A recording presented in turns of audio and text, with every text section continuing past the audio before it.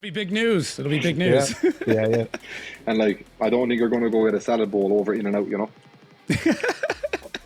That's fair. So I probably took more away from that day of driving alone than the full season. It's not often that I have to like completely rethink what I think about car setup, but this is definitely one of those moments now where I'm like, shit, that makes a ton of sense. I don't know. I see drifting as a extremely safe sport, to be honest. So you sent me a photo of your one eye completely red and swollen. Time recording, we're 4 weeks from Long Beach, and I have not stepped foot in America in 2026, and nor has there been anything done to a car for Long Beach in 2026 either. It's going to be an interesting season. It's going to be a little bit different than last year, and I presume I may as well tell you why it's going to be different, man. I guess. So this year I will not be driving. Times are tough and Formula Drift is helping out. We have discount codes available right now for your next event. Because I know if you're listening to this, you're probably coming to one of the events. If you are, I mean, please let us know. Jump over in the Outerzone Discord, meet up with some people and hang out. But you can save yourself $5. There's a whole list of discount codes down below. Make sure to use one because, there's only 50 available for each event. So jump on it right now. This episode is brought to you by a brand that I absolutely love. I have owned Nomatic gear for so long now, and admittedly, it took a lot of messages, a lot of DMs, but I finally got through and convinced them to support this show, and now they're super stoked about it. They're absolutely pumped about everything we're doing here on the podcast, and they're offering you a 15% discount off of their incredible bags and apparel, everything else that they've got on the go. So check that link down below, click it. Discount will be applied at checkout, but you can also win one of the Nomatic travel backpacks. I have been daily driving one for over a year now, and I love it. I absolutely love it. It's got so much room for everything. I could fit my laptop, my tablet, all my charging stuff. Honestly, I could actually do an entire weekend at FD just using this backpack. It is that good. It fits so much stuff. It is built for flying. It is built for travel. It is incredible. And you could win it too by heading over to outerzonepod.com, filling out the information to enter the giveaway. Make sure you're following us. Make sure you're following Nomatic, and you're entered in to win. And if you're a premium podcast listener, you're already entered to win the Method carry-on luggage, which I've also been using for over a year. I put almost 100 flights on it already, and it looks brand new. It's incredible. So thank you so much, Nomatic. If you want to check out their gear, check the link down below. You click that link. That way they know we sent you. It's greatly appreciated, and you're saving yourself 15%. So thank you once again, Nomatic, for supporting the podcast. Waiting to see this hand in person for years. That's not well done. That's congratulations. I have this vacuum video where... That's a bad match. Do you need us to stop talking? You kind of gave me the chills a little bit, but... I mean, what are they going to do? Come get me a ticket? It's on YouTube. You do dive into some stuff, don't you? He's the hero we needed. We're doing this inside the Texas Roadhouse. Hope you are not in Prospect next year. What's going on, everybody? Welcome back to the Outerzone, the official podcast of Formula Drift. My name is Jacob Gettins, and we got Jack Shanahan back on. There have been... Hello. I have personally received more DMs about what you're doing this season that, like, people are asking me about you more than they're asking about myself. I'll take it as a compliment from my side, I guess. Dude, I'm sure your inbox is significantly worse than mine is for that. It actually hasn't been that bad, to be honest. No? Not many people have been reaching out. But to be honest, like, my social media when it comes to like Instagram, Facebook, all that kind of stuff is like completely dead. People on YouTube have been asking questions, but I'm not very good at updating my Instagram or Facebook or anything. So it is what it is. YouTube is my new favorite platform. So yeah, you've been crushing it over there. Are you doing like all the editing as well, or do you have somebody doing that? No, Corey does that. So my better half looks after nearly everything that I have to get done, basically. So very lucky in that sense, yeah. So she does quite a good job, to be fair, at getting it all sorted. And she's not a video editor, basically. So she's learning every time she does a video. But we'll see. In the future, I'd like to try have like a dedicated media person, because it would take a bit of stress off of both of us, but for now she's doing a pretty good job. So people actually quite like the videos because they're so raw and like they're basically the home truths as to like what's actually going on. So I think that's why they get so like why the attention is good to them, basically. Yeah, I think we're getting back to that of like of just really raw, which is great because like it's so much easier than Yeah, like yeah. the days of like high production vlogs of like cinematic B-roll and like good lighting and, you know, $30,000 cameras. It's like just to do it on your phone is great. Yeah, me personally, I'm not a fan of watching that type of content. Like, obviously, if you're like looking for a documentary or like a real like episode sequence of a series of events, then that's fine. But like if you're doing like just a update or building a car or doing whatever, I don't think it needs to be as cinematic as some YouTube channels have gone that way at the moment. But I guess if you have a budget to do it and make it look pretty and do all that kind of stuff, then great, you know. But I do think that people appreciate that you don't have all that budget to put aside just for media, you know. Yeah, I agree, and it makes, I think it just adds a bit more connection to it. Like, there's not, you know, like I was watching the shop update videos, and it's like you can tell how excited and nervous and stressed and like everything you guys are, because you're not, you know, like presenting to the camera. You're not like doing this big pitch. You're in there looking at this space, going like, there's a lot of work to do. Like, and like, exactly. I shouldn't be talking to the camera. I should be painting right now. Yeah. No, that's the thing, is that like, you know, that's kind of the only thing that annoys me about my videos, that, you know, I'm like, got this like plan in my head being like, right, I'm going to try do this and that. And then I do this, and then I forget to this, and then I do that, because you like start a job, record it, and then you're like, okay, I need to record this part, but then it gets really hard. And then you have to like completely focus on what you're doing, and then you complete the task, and then there's no video of what you were doing. It's only the aftermath. So I would like to have somebody there to like record everything that I'm doing, because obviously when you're thinking and you're trying to do something, if someone was just asking you a question, you can answer it in the moment, which would be quite insightful. But down the line we'll have a media person for sure. What are you guys filming on right now? Like just a phone or? So DJI Pocket and DJI Action, and then iPhone as well. So it's to be honest, the DJI Pocket that we have is the newest one. I think it's the Pocket 3, and to be honest, it's like one of the best vlog cameras you can get. Like it's great. It does everything. It does portrait and landscape, and like the audio and the visibility of everything is all fairly A1, to be honest. Yeah, so and it's sweet. Stabilizing and everything else. It'll track you and things like that. Yeah, and it's this big. Like it's tiny. It's literally a pocket. So it does what it says in the tin. It's very good. So that's definitely like my go-to. And obviously as well, because it has a little bit of height to it, that when you're holding it like in front of your face, it has that bit like above your hand. So like it's not like recording from down here. You're always kind of looking at it. So it's it makes it some bit better, you know. Yeah, you're not getting the double chin action on everything. Yeah. I've been doing this for a few years, so you can't see mine. Oh yeah. See, I've recently dove into the mustache side of things, which is I'm actually liking it. It took a little bit. Yeah. All I grow is a neck beard. Like it's from here down that grows in. It's scant up here. Yeah. It does take a while. Like I've had a beard since I won't say I've had a beard since I was 17, but I've been trying to grow a beard since I was 17. Yeah. So I just can't get past the awkward phase of like where it's just patchy and like scraggly and curly. I just can't get past it. It does get itchy also at one point, and you have to get through that part.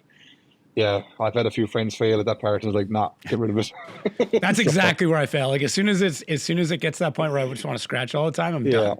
That's it. All right. Maybe next off season, that'll be the big change for next year. Is I'll go full beard instead of just the mustache. Yeah. No, that'd be exciting. Yeah, it's big. That'll be big news. It'll be big news. Yeah. How is the shop doing? Like it looks great. Like the videos, it's amazing what you did with that space. Yeah, no, we've obviously moving from home. Obviously moving from home down to the new shop, it's like a big change, and obviously having like fresh space, we were able to be somewhat creative as to what we were doing. So like just kind of wanted it to be as clean and as presentable as possible, but also be functional, because obviously that's like my day job for every day I'm at home. I try to have work booked in basically. So I wanted to have it as practical as possible, but then at the same time, just that like when we are doing videos and whatnot, that it does look very good. So there is the painting on the wall that needs to be finished still, and we're also trying to finish the upstairs part as well. There's like going to be one section that's just going to be like a couch with like just chill out area basically, but just kind of budget went tight on that, like closer into Christmas, and also time kind of stopped us. We just had to start getting back to work, you know.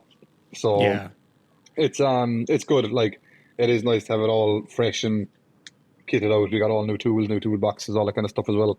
So, but as you can imagine, that's also very expensive.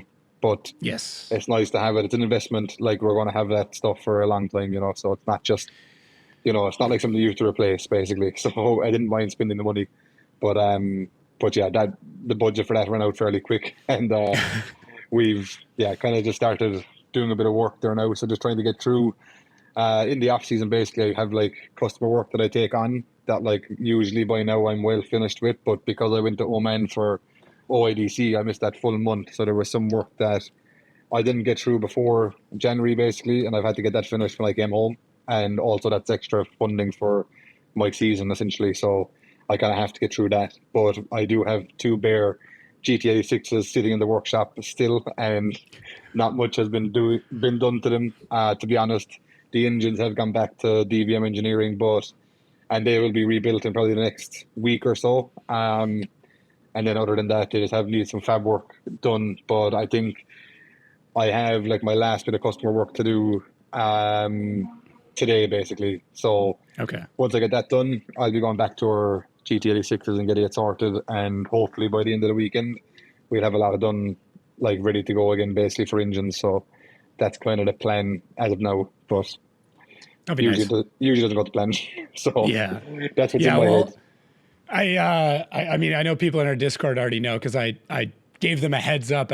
We've been trying to post in the Discord, like, who we're recording with, so they can do questions and stuff like that. And for anybody listening, we originally booked this last week, and then you sent me a photo of your one eye completely red and swollen.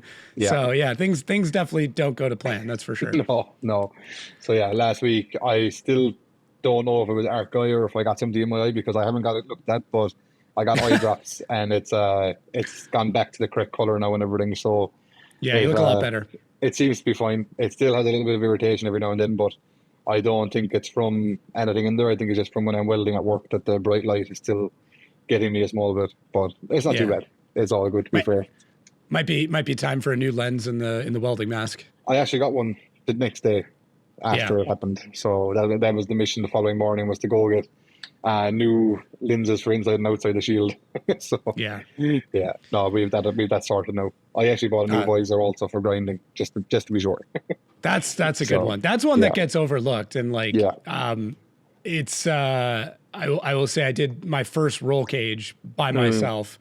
And the amount of respect I have for fabricators now is crazy. Like, my hands are destroyed. And like, I tried wearing gloves, but like, there's only so much. But I mean, I was sore from crawling underneath bars and trying to get into tight spots and stuff. It's nasty work. Try to be a big guy and do it. Fair enough. It's like adding another level of stress to the job. So I was texting Ian about it, and like, Ian's stocky, but he's a little shorter. He's small though. And exactly. He can get into the tight spots, and he said to me, he's like, there's a few bars, like the intrusion bars, that he's like, you're gonna absolutely hate your life doing the anti-intrusion bars. And sure enough, I'm like, there's nothing I can do. No, it is hard work for sure. Absolutely, it's not fun. Especially when you get burnt. Go ahead. Because when you get burnt, that's not nice.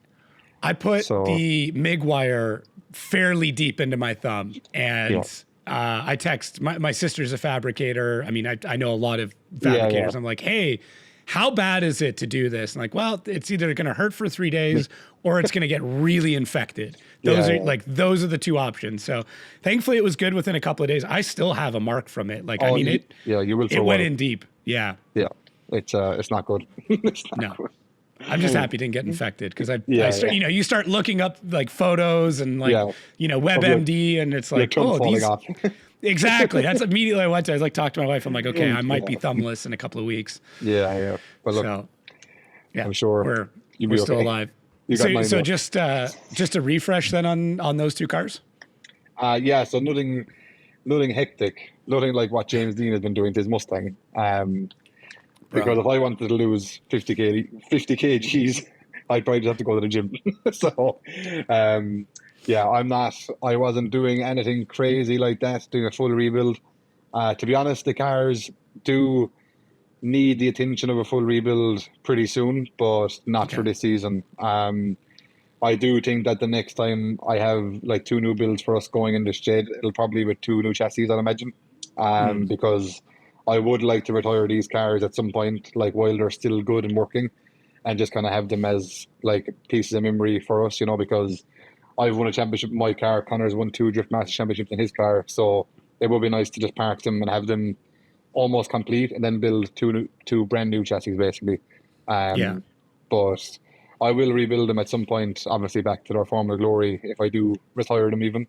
But it's just right now there's like at like the place where they're actually perfect. To be honest, I don't think I can do any more to them to make them better or anything. So they just need like a general run through, couple of new lines. I think the only thing that we're going to be changing this year is like new intercooler pipes, a couple of new AN lines around the car, and maybe moving the weight around a small little bit, but nothing hectic. And that's kind of the highlight of it. Like other than that, it's just going to be like a full tear down, give it all a proper clean, go through the chassis properly. I've already went through the chassis, and like everything that we kind of reinforced last season is still absolutely perfect, and there's no other stress on the cars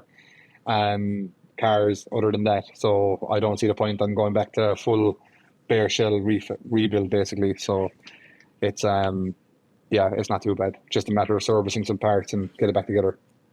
Is that mostly like body panel reinforcement to stop them from sliding, or? So like we'll be getting full new body kits for the car. So usually we try to recycle some of what we have in the previous season, but this year we're going to go to a full new body kit.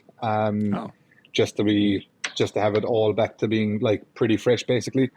So it's going to be full new body kit, new doors, new bumpers, new trunk, and everything else then will be new as well. At least then that way we know that we've got like brand new fresh platform to start from basically, because we have some exciting news for our European team that it's going to have quite a different look compared to last year. So we want everything to be as fresh as possible basically. But then when it comes to the chassis, it's just a matter of new frames in the back, that kind of side of fab work. My car got kind of ran into last year, so all where the clamshell mounts to is like completely gone. So I'm just going to chop it all off and make all new bars and just make it like a full space frame rear end, where the rear clamshell will just kind of attach to the space frame now. But other than that, Connor's car is pretty good. And after my crash in Poland, we actually fixed it after Poland, done an event like the week later for LZ Fest. So we didn't actually, we don't really have that much work to do, because if it was still crashed, obviously that would have to be fixed now. But because we fixed it for LZ Fest, it's all good basically. So everything is as straight as it needs to be. Maybe some little bit of reinforcement at the front just to be sure, but you don't want to make it too strong. You need to have it flex some bit if we do crash, because usually if you make it too strong, if it does bend, you'll never bend it back. So you need to be able to repair it at the track, There's like I brought it up with Cody Buchanan about stitch welding the body, and he was stitch welding everything. And I've heard 2 different sides. I've heard guys say, no, the OEM ones, when they break, they just slide over top of each other. You pull it back, you tack it in, it's good. I've had other people say, no, if you stitch weld everything, the panel will just bend, and then you just have to hammer it back straight. So I'm like, I don't know. I think I don't know which is better. If you crash, you've kind of messed up anyway. It's going to have to be fixed one way or the other, you know what I mean? So like when it comes to stitch welding chassis and stuff, obviously stitch welding is going to give it just like a bit more rigidity more than anything. When I first built my GT86, I was like completely against stitch welding it, because new cars, like the new chassis that people are using drifting, are made from a different kind of steel compared to an old Japanese car, let's say. And when you heat it, and like it kind of heat treats itself when you heat it basically. This is not my information. This is going off of a body shop information. I'm not a steel technician. Just put it out there. I don't want someone be in the comments be like, oh, look at this guy thinking he knows everything. I don't know for sure, but that's what I heard. But then after like 2 seasons, the car was showing quite a lot of stress places around like the subframe mounts and where the floor is attached and everything. So I then stitch welded that car, and then when I built Connor's car new, I stitch welded everywhere where I seen was stressed in my car. So I didn't do the full chassis basically, but it was kind of like my car was like the dummy to see which parts need the reinforcement. And then when I built Connor's car, I was able to like replicate what needed to be done straight away, let's say. Because some people, like, they'll stitch weld every seam of the car, which in my opinion is not really beneficial, you know. Like, the floor pan, the chassis legs, and your subframe points are the only points that really need to be stitch welded, I think, you know, because, and obviously your suspension points, but like some people be like stitch welding like door frames and shit, you know, and like that's not really needed. So you're going to probably have to put a door frame on a car at some point when you're drifting because someone's probably going to crash into you. So there's no point having it too attached to the car, basically. Yeah, that's fair. That's fair. Yeah, I think anywhere where you're going to see the forces getting pushed through from the suspension back into the body, or somewhere where maybe like the roll cage isn't tied right into it, so it doesn't have something to resist that, it's going to flex. And like, you know, BMWs, obviously the subframe mounts are an issue. 8.6 is well, I've heard the strut towers have a tendency to shift around, and as you said, the front subframe as well. Yeah, obviously with our European cars, we have the bars coming from the roll cage to the front strut tops, so we haven't really seen that issue. Even after a couple of bad bangs, our strut tops have been still pretty like solid. But I've seen cars at FD without having the strut bars, that the car, like no matter what car you have, the strut top is going to move really, really fast unless it's a Mustang or something. So it's like obviously if you're James Dean and climbing over a 1 Series, that's not a good time for the strut top. Like when that happened to Rome's car, it literally put the strut top on top of the rock cover. Like the engine was almost what stopped it. Yeah. So I don't know. I think it's a bit silly not having the bars go to the front turrets, in my opinion, because it can injure weekend really fast. Because if you think about it, like if you have a car that's like front strut, like holding everything in, if you have any bit of a bad bump, that's going to move, you know? Yeah. So it can injure weekend for sure. Yeah, I don't know what Kevin's argument is against that. If it's like a safety thing where it's like, hey, you still need some crumple in the front end to absorb an impact. Maybe I'm just grasping at straws there. I think that's what his reasoning is, that like that piece between the strut top and the firewall from factory is a crumple zone, and I think he just basically wants you to have your crumple zone until you get to the cage. But I don't know. Like, I feel like if you're crashing that bad, that's the least of your worries, you know what I mean? So yeah, that's fair. That's fair. And I mean, if you hit it any harder than that, where you're pushing it into the roll cage and the roll cage bends, you've hit hard enough at that point, that chassis is going to be done no matter what. You're done anyway. So, So like that's kind of how I look at it. Obviously, you can have it that like sometimes when people do those bars, they don't tie into like the door bar point basically. And then if you do have a bad crash, it can like kink your cage where there shouldn't be a kink, basically. And I think that's some of the issue also, that like, you know, with the way there's no certified area to have those bars as intrusion bars, I think that's probably where his issue is, I'd imagine. You know, as where if there was like a way of having it that it just ties into every point that goes forward, it wouldn't be too bad. Yeah. Yeah, I don't know. I'll have to ask him about it. There's certain rules that pop up and like you can kind of look at it and go, oh, I know exactly why it's there, but that's one. The only thing I could think of is crumple zone. Yeah, no, that's I would presume that's his only thing, that it's just safety basically. But I don't know. I would still feel perfectly safe crashing a car with or without them, you know. So well, and like we're really not going all that fast. No. And if we are going that fast, it's usually into something like tires or like big runoffs and things like that. Yeah, like I don't think at any drift track in the world you're going fast enough where you're going to hurt yourself, to be honest.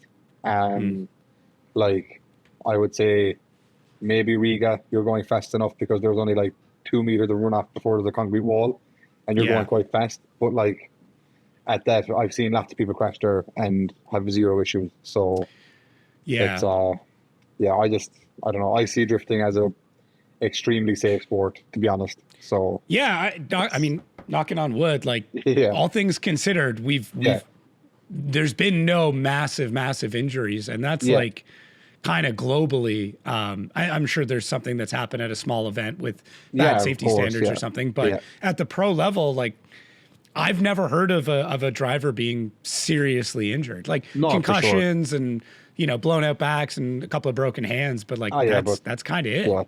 You can fall on the grandstand and get hurt like that. You know what I mean? So like, 100%. Same. Yeah. Oh, we lose him. Honestly, the last 40 minutes have been more stressful than the last month in the workshop. I swear to God.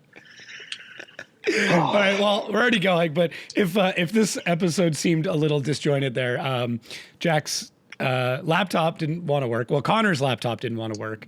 Yeah. Then Jack's tablet died twice, and then there was no cables, or the cables you had were broken. But yeah. I think we're good now.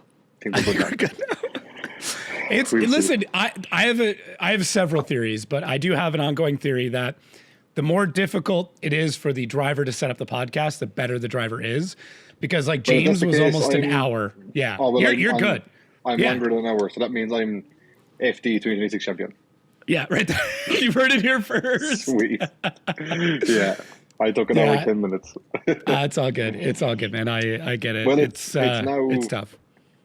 Yeah, like we're literally 10 to 10 my time, and we were to start at 8 my time.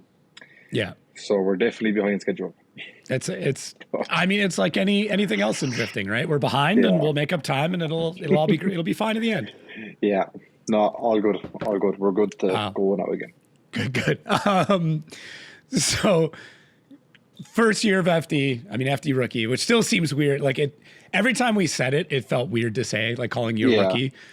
It makes sense, technically speaking, but it just still felt weird. Big question though, like what was your takeaway from that season? Like now that it's done, you've had a bit of time to actually sit and think on it. Like what were your expectations coming in versus how does it feel now that it's over? To be honest, like in my opinion, the season went absolutely terrible. Like it couldn't have gone any worse in my opinion. Like it was just a bit annoying that like basically the 2 times I made it out of seeding, I made it to the podium. And every other time it was top 32 finish basically. Well, no, every time I made it past top 32, I made it to the podium. But like top 32 was meant to be the easiest battle of the weekend, essentially, depending on how you position yourself. So I am very glad that there's a new structure for this season. Do I agree 100% with the structure? No, not really. But at least it's not giving us like a disadvantage if you did have a bad round previously. It's just taking into consideration as to what that weekend is bringing, and at least that. But looking back at last year, to be honest, when I got to Long Beach last year, I was done with FD. Like I was never coming back. I was like, I was like, I've tried and I failed, and this is it. Like, you know, I was like, it's not what I wanted it to be, and I was like, look, maybe it's just not meant to be here, you know. And obviously then, like, even I had this feeling until the Friday night of Long Beach last year. Like I was like, after practice and watching seeding, I was like, I don't really care about this anymore, you know. I was like, I don't really want to be here because it's just like everything I felt like I was doing with the car just wasn't working. And then that Friday night, my dad helped me with 1 or 2 things, and then my crew chief for this year actually was the guy that kind of turned the car around last year on the Friday night, and he's coming with me this year to FD. But we went through everything, fixed some of the issues that we had with the car, like just by going through it with our own comb, basically, and then went out for practice on the Saturday morning, and my first lap Saturday morning was probably the best lap I've done in the car all season, I'm sure. And I was like on the radio when I came back in, and I was like, this actually feels how the car should have felt all season, you know. And I don't think it was anything to do with the build of the car or what the guys were doing that were running the car, but it was just a fresh pair of eyes, because like obviously I was there all season too, and I know what way the car should have been. But I think by the time it got to the last round, like my brain had even gave up on like trying to solve what was wrong with the car, you know. Right. And then when the fresh eyes hit it, basically, he was able to be like, right, this, and this needs to be fixed, and then it should be better. So once we done that, the car was pretty good at Long Beach too. Was it perfect? By no means, like definitely not, because in my opinion, we were still trying to figure out the chassis, you know. But I probably took more away from that day of driving alone than the full season, if that makes sense, because of how comfortable I was in the car, you know. And since then, I have been talking to Rome. He's drove my car since then. Well, his car since then. Yeah. He's drove it and he's changed even more things so we had like one or two issues at Long Beach that we kind of made better at the track, but not perfect. And then he's after like figuring them even more, and he's drove the car since, and he was saying, the last time I was talking to him, he was saying that the car feels very good, because he didn't complain about his car at all last season. And like, he was like, my car is doing, and like, to be honest, from watching his onboards and everything, his car was doing everything better, you know? Yeah, he wasn't fighting. He wasn't fighting the car at all. Like, you're on board, you were like, you were trying to wheel into it and like working every lap. It wasn't great. So that's kind of the only thing. Like, I'm glad that he's after figuring it out like a lot better now. And like, at least I know that the car has more potential than what I left it with, basically, because obviously we've done a pretty good job with it. Like, I do feel like that, like, when it did go to plan, it did look exciting and it was nice to watch. But at the same time, from what I've gathered from Long Beach 2, and like, just would have been like twiddling in my head from then to now, I do have a lot more ideas as to how I know I can make the car better, let's say. So, but yeah, that's kind of where I'm at, let's say. But yeah, it was results wise. Obviously, I was not happy last year. Like, I did go to finish at least in the top 3. Now, in the end, it worked out pretty okay. Like, finishing P6, like, was still fairly impressive, to be honest. Like, you know, I know people don't really agree with it because I got the points from seeding and whatnot, but technically I scored the points. Like, I won the battles, so I still won deserved the battles, points, in my opinion, you know. I think the drivers that were in, the other drivers that were in the top 10 will never agree with it, because they're like, oh, he shouldn't be in here because he didn't make it through top 32 for most of the season. But it's like, yeah, but I had a first and a second place, you know. That's what they didn't have, you know what I mean? So I still think I deserved to finish where I finished, and I'm proud of that. But I definitely want to improve on that this year for sure. Yeah. Well, I mean, you definitely let the cat out of the bag on you coming back this year, which is I'm cool with either way. Yeah. Well, I mean, it was a big question. Like, you even said that you weren't sure going into LB2, and then we chatted at PRI, and you weren't sure at that point either. You're like, hey, I want to. We're talking about it. You know, we're talking to people, and even chatting with Corey. Originally, we were supposed to, like I said, do this podcast last week. Yeah. She said, hey, it's actually great that you waited a week because we got some news that actually changed everything again. And I'm like, holy shit. So I'm glad it's coming together. It's been fairly hectic. Obviously at PRI, we had zero plan, as in like nothing. Yeah. I wasn't too sure if I was going to do my own thing, or I was going to rent the car for somebody else, or go back with Rome or whatnot. I was just like still completely up in the air. And to be honest, at that point still, I was like, if it's not going to be worth my while, like if I can't get it fully funded by sponsors, I'm not going, because I was like, I don't see the point of putting myself under that much stress, you know, because if I have to go and fund myself out of my own pocket, that means I have to do a whole pile of work outside of drifting, like in the workshop, to try and make that happen. Yeah. And that then affects my results and my ability at race weekends, and I'm like, you're back to square one then again, you know, where you can't perform to 100%. So it's we have got enough funding this year to make it happen, which is great, and I'm very thankful for all of the partners that have came on board this year to make that a reality again for us. And yeah, it's going to be an interesting season. It's going to be a little bit different to last year, and I presume I may as well tell you why it's going to be different, man. I guess. So this year I will not be driving with Rome Charpentier. I will be driving my own car. I do want to say that I'm very grateful for Rome for giving me and Connor that stepping stone, getting into FD. Obviously, without Rome, me and Connor would have had a really, really tough struggle to try to get our name into the championship. And he's a great guy. He really, really helped us out a lot. And to be honest, didn't charge us a whole pile between the two of us to do what he done. And I know how stressful it is to run a car and help somebody like that. So I am very grateful for him. And to be honest, I don't think we'll be the last people that he brings to FD. Now that he's got that one series sitting there, that's right and drive that I drove, basically. I'm not trying to say that he's bringing someone this year because it's too late. I actually only told Rome like a week ago that I wouldn't be driving with him because I was still in the middle of trying to finalize my plan. So up until a week ago, he was still willing to do everything for me this year again, basically, which is great.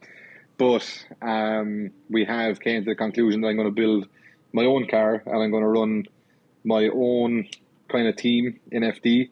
Obviously, it's not going to be a big team. It's not going to be Papadakis at all.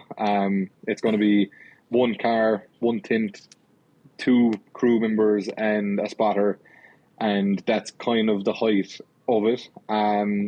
For now, that's all we can afford budget-wise because we're still only our second year of FD and trying to get through to partners in the US. It's not as easy as I would like it to be, but we have to build that kind of connection with everyone to try and make it all worthwhile.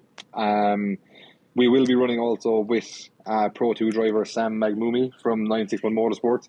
So nice. I'll be building the car at his workshop and that'll be the plan. So we'll be trailering around together, and obviously he'll be doing the 4 rounds of Pro Spec and I'll do the 8 rounds of the Pro Championship. But that's going to make it quite easy. So obviously he's going to basically run my logistics for the year, and then I just have to run everything else, me and Corey, to figure out all of our other bits and pieces. But right now we're 4 weeks from Long Beach, is it? Yeah, about that. At the time of recording, yeah. Time of recording, we're 4 weeks from Long Beach, and I have not stepped foot in America in 2026, and nor has there been anything done to a car for Long Beach in 2026 either.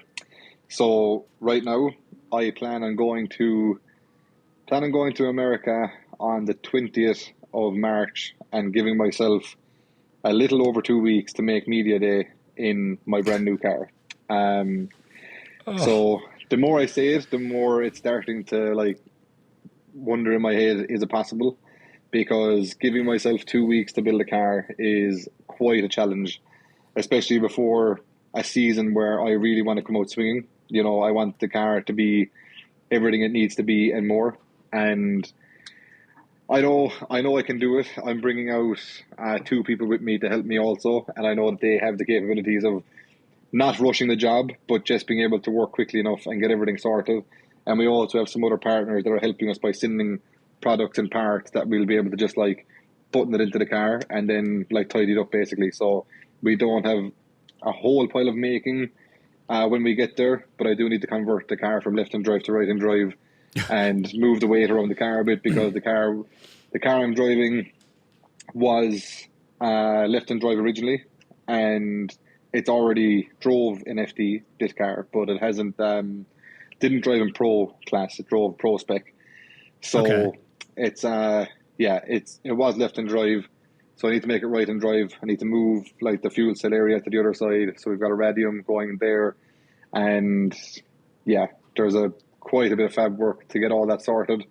But me personally, I have not seen the car in the current state it's in. I have only seen pictures of when the car was put in storage. So I still don't really know what I'm after getting myself into. But wow, we will see how it goes. I probably should tell you what car it is as well, because it will make kind of sense. The car is another E82.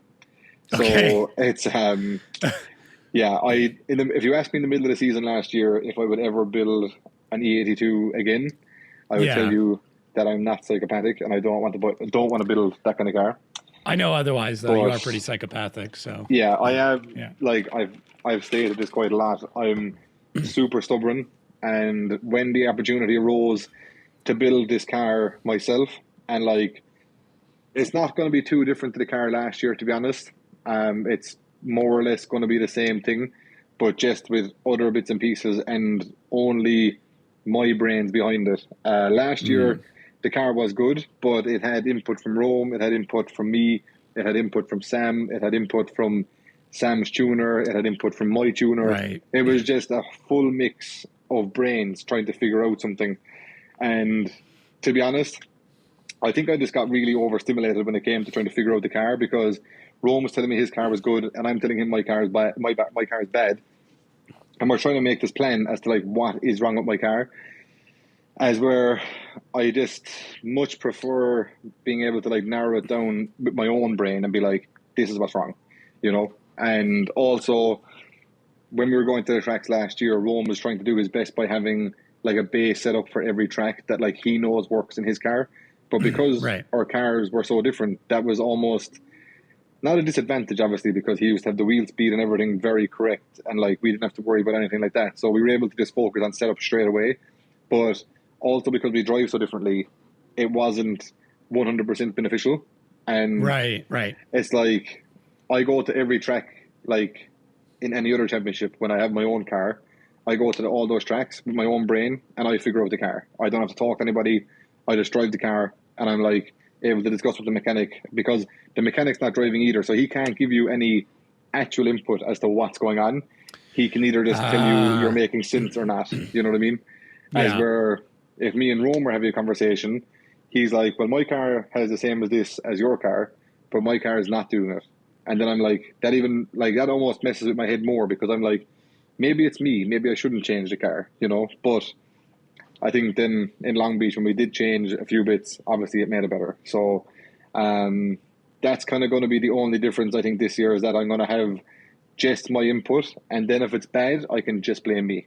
and that, to be honest, is a plus in my head, because I don't want to blame Rome that his setup was the issue with the car, because I don't think it was. I think it was just the fact that we were two completely different drivers in the same car, and for some reason the cars were reacting quite differently, which is very unusual.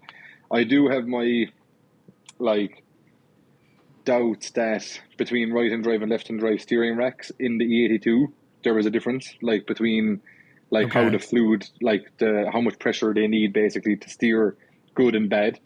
So I do think that was some of the issue also. But yeah, like stupid stuff like that, I think that was where the issue was, you know.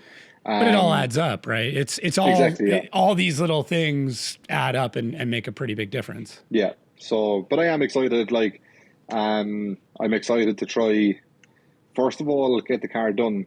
Like that's going to be a challenge. Like I need to obviously assemble and build a car essentially, because right now it's just a caged shell and nothing else. Oh, okay.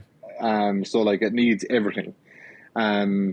So doing that in like 14 days is going to be a big task. But then when it comes to my new ideas that I have for like suspension and setup, that's also going to be interesting, because I have like a couple of ideas that I think might work, and just want to see how that reacts also, and then kind of see how we end up in Long Beach. But I do think it'll be a fair story if we had any bit of a good result in Long Beach after a 2-week build. That'll be fairly like a pinch me moment, I think. So yeah, we'll see. The biggest upside I say with this situation is that being in California, you have access to a lot of stuff. Yeah. You're also around a lot of other drivers with other cars. So if for some reason, you know, transmission doesn't show up or whatever, there's a bunch you could pick out from, or there might be a car there you can just jump in. So like, this isn't, you know, jumping without a parachute. Like there's lots of backup options, which is good. Like, it's still insane, but there's lots of other options. Yeah. It is a bit mad. Like, to be fair, if shit really does hit the fan, I don't think Rome would let me down. I do think that car would be sitting there if I really needed it. Yeah. And obviously that would be like a sweet idea, because I could like wrap my car as his car and then just put all the panels back on my car, because they're going to be the exact same for round 2.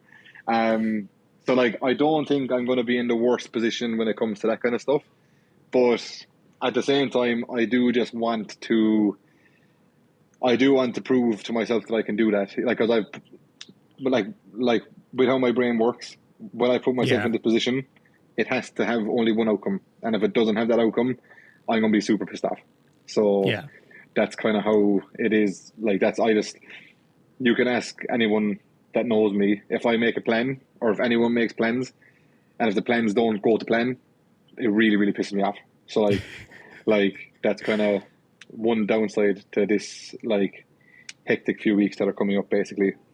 But but it's good in a way though, because you're really good at figuring shit out, even at the worst of times, where you're like, no, like I'm just going to make it work. Like, it's not going to be great, but the outcome is going to be we're getting on track. Exactly. However that needs to happen, it's going to happen. Yeah. So, which like, is the attitude you have to have.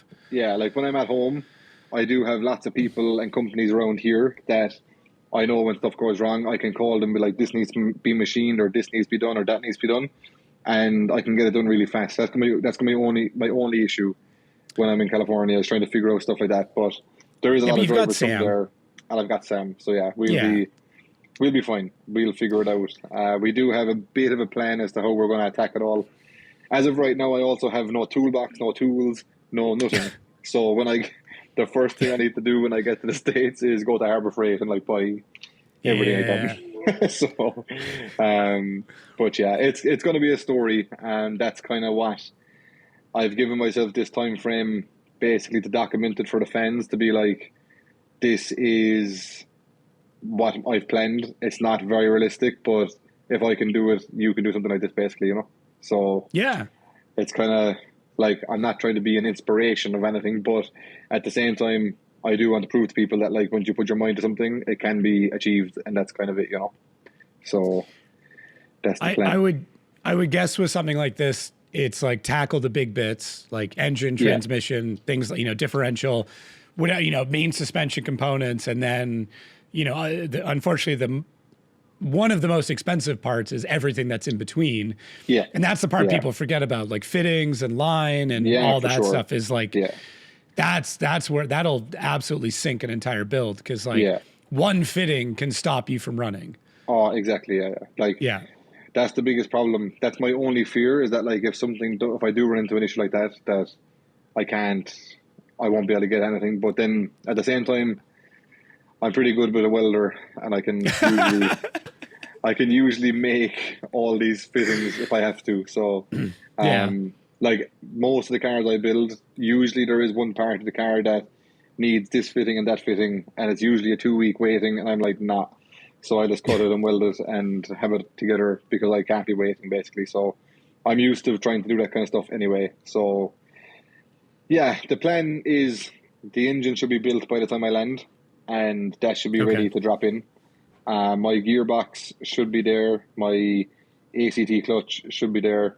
So that's the full drivetrain, basically ready to go in one lump. I'm using a Speed Tech quick change that will also be at the shop ready to go in. We have another sponsor that is Tech 53. They're doing a subframe kit for the winters and stuff. So that's all going to just be a matter of, like, that would be the full drivetrain in the car. And then obviously it's going to be wise fab, field suspension. And once we have the engine, gearbox, diff, shafts, wise fab, and coilovers on the car, everything after that is not really a big deal. Like, because you just need you just join the dots after that, you know, because if you can't mount the engine or if you can't mount the gearbox, then you can't run all the lines. As where if you have all the big bits done, it's just a matter of connecting the dots. And once you have the dots there, it's not too bad to draw the lines, basically. So engine-wise, are you going, obviously you're a big 2J fan, and then Sam comes from the BMW world. Are you going B58 in this or something else? No, so it's going to be the S54 again, same as last year. To be honest, that engine last year, lots of people thought it was very unreliable. And to be honest, it wasn't unreliable. It was a lot of bad luck. We had an engine failure before round one, and that was a testing like 3 days before the event. And the reason why that engine failed was because it overshot the nitrous and it spun a bearing. And that's just bad luck. That's not something that would happen every day. And then in New Jersey, when it melted the piston, an injector failed and completely just shut off and just melted the piston. Yeah. And other than that, the engine ran every other time it needed to run with no issues. Yeah. Now, did it run to the absolute performance I wanted it to? No, but that was not to do with the reliability of the engine. That was just how I just wanted it to drive a little bit different than how it was. And it wasn't really achievable with the setup that we were having running with the turbo and the manifold and all that kind of stuff. So this year it will have a different manifold, different turbo, and also it'll be my own tuner tuning the car, Lloyd. So Lloyd, nice. That alone I think is going to be an advantage in my head, because I've honestly got to the point where I don't trust anybody else with anything to do with tuning or wiring, because Lloyd is he's like a human ChatGPT, you know, he's you can just wild. He's so smart, and he's also I'm not very clever when it comes to tuning or wiring. I have a really dumb way of explaining stuff to Lloyd, and he even has a dumber way of explaining it back to me, and I understand it. So I think that's why we get along so good, is that he's not trying to be super, super smart towards me. He's like 2 + 2 = 4, and I'm like, great, you know, as where everyone else would just be like, if you go this equation, you get to 4. It's like, no, straightforward is what I need.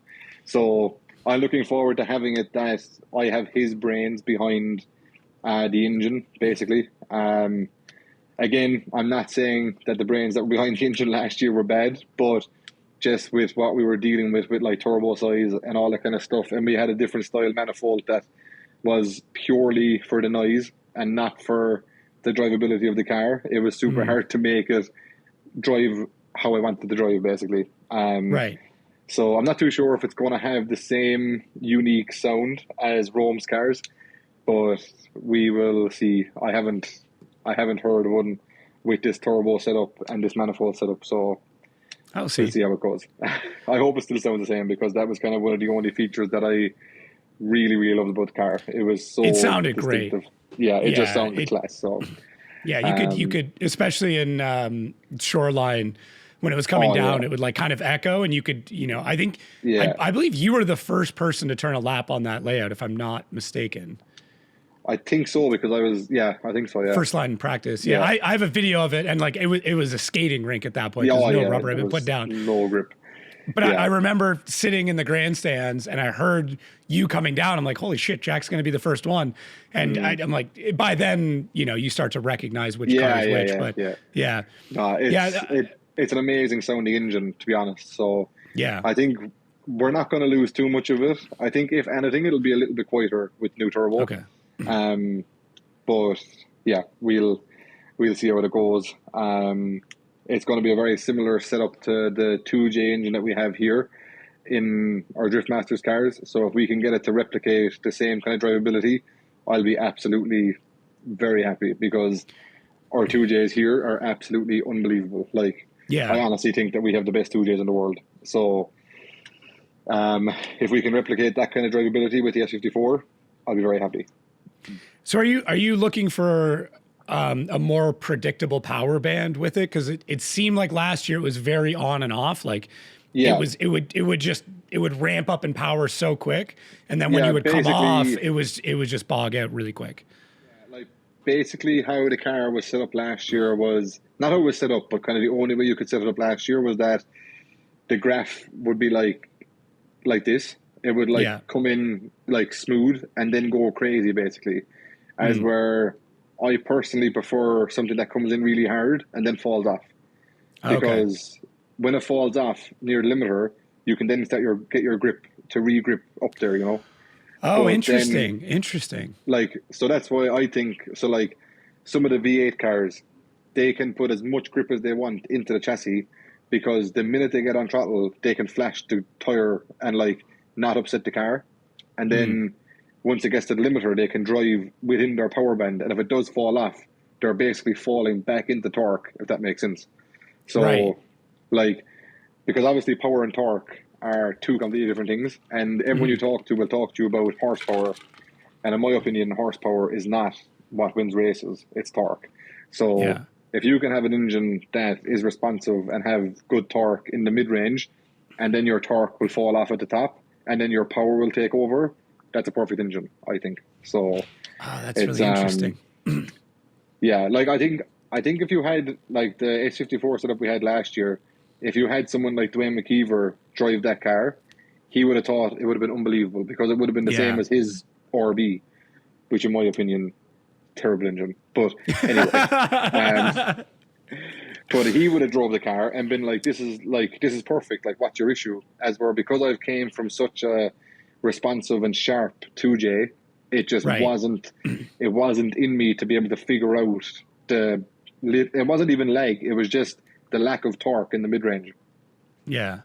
You know? Yeah, that's the fall off on the curve is something I've never actually thought of like, once you come over the top, you want that to come back down, because now you're at limiter, you have the horsepower, but that torque level, you're actually falling back into the grip level that you're looking for, where the engine is keeping the RPMs up, so the judges are relatively happy. You're quote unquote on throttle the whole time. Yeah. But because of that rollover, you're now at a point where the engine, not that the wheel speed's coming down, but the engine isn't able to actually blast the tires anymore. Holding momentum, basically. That's kind of what it's doing. So like, that's something that me and Lloyd have been working on in the European car, is that our European car will hit really hard, and then it will fall off really hard at the top, essentially. So when you hear that I'm on the limiter a lot in the GT86, it's not because it just has loads of power, but it's just the fact that you've kind of tapered off your power up there. So when you're at the limiter, that's almost as fast as you can. That's as fast as you can go, basically. Yeah. Because some cars will get to the limiter and they'll fall off and they'll start playing with the throttle there, because they have too much power up there. As where if you taper it off, you can get the car to just do it for you, basically.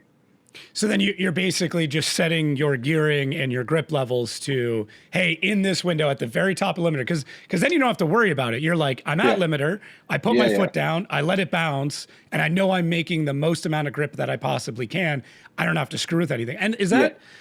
I remember with James and Peter, they did something very similar where they would just start playing with the limiter based on the track. And like, because you could hear the difference in tone through practice of them coming up and down 200 or 300 RPM. And it was like, what are they doing here? I didn't realize it was a similar idea. Yeah, it probably was a similar effect. And also the thing is that if you like, so obviously with James and Peter's car at the time, it had quite an impressive nitrous system, and it also had dry sump, which means that they could rev the car to like 9,000 RPM. So their engines would have been quite responsive with the nitrous and how well the engines were built, let's say. So what I would think what they were doing was that when they used to get to a track, they would gear it that they would have the perfect amount of response, and then they would do their wheel speed after RPM at the top. So you'd never, you'd never lose your response, basically. So like, because sometimes if your limiter is at 8,000 RPM, and you only have full boost at 5,000 RPM, no matter what you do to your gearing, you only have 3,000 RPM of power, essentially, you know? Yeah. As where if your car makes full boost at 4,500 RPM, and you can rev to 9 or 9.2 or 9.3, you can just have it that your wheel speed will always be the same at the 4,000 RPM, but then you extend it at the top for like longer corners, basically. So... Yeah, I to be honest, I never really got into the whole RPM over gearing thing before until this season, and it makes such a difference. Like, if you can find the gearing that your car drives the nicest in for like getting off the handbrake or like getting on the straight, like getting up to speed as fast as you can, and then you can adjust your RPM like to affect your your high wheel speed, I think that's the best way to settle your gearing, basically. Yeah, it's not, I mean, I guess it's not often that I have to like completely rethink what I think about car setup, but this is definitely one of those moments now where I'm like, shit, that makes a ton of sense. And it also makes sense why you and Rome have a very different way of setting up those cars as well. Yeah. And even Yeah. between you and Connor, right? Like Connor Yeah. loves dancing the pedal. He Yeah, like for he sure, is yeah. just always fluttering it. Like if there was a light for throttle, it would just be a strobe with him constantly. Yeah, yeah. But I Yeah, think that's he likes knowing where everything's at. Whereas you're kind of like, no, sure, I want to put this in its window and I want Yeah. to do nothing but focus on my hands and my brake Yeah, and yeah. that's it. Yeah, like to be honest, like when Connor is doing the on and off the throttle thing, like that's just kind of from just kind of chasing that grip feeling and just trying Yeah. to figure out that you do have the constant bite, which is kind of a good thing in a way because he can then see where his car is not.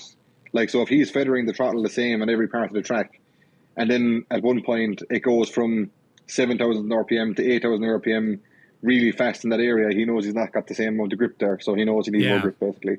As where I'm more off of like I'll just dial as much into the car as possible, and whenever it stops hitting the limiter, I know I have too much grip. So that's kind of how I would figure it out. But it's just two different ways of driving, and like I think that to me is one of the best things about drifting is that everybody has their own style, their own flair. You can do this exact same line as the next driver, and you can do it like 80 different ways, you know. And I don't know. I think that's the best thing about it. But then again, when it comes to sharing information, it's really hard to figure that if somebody's doing it the 80th different way compared to how you were doing it, you know.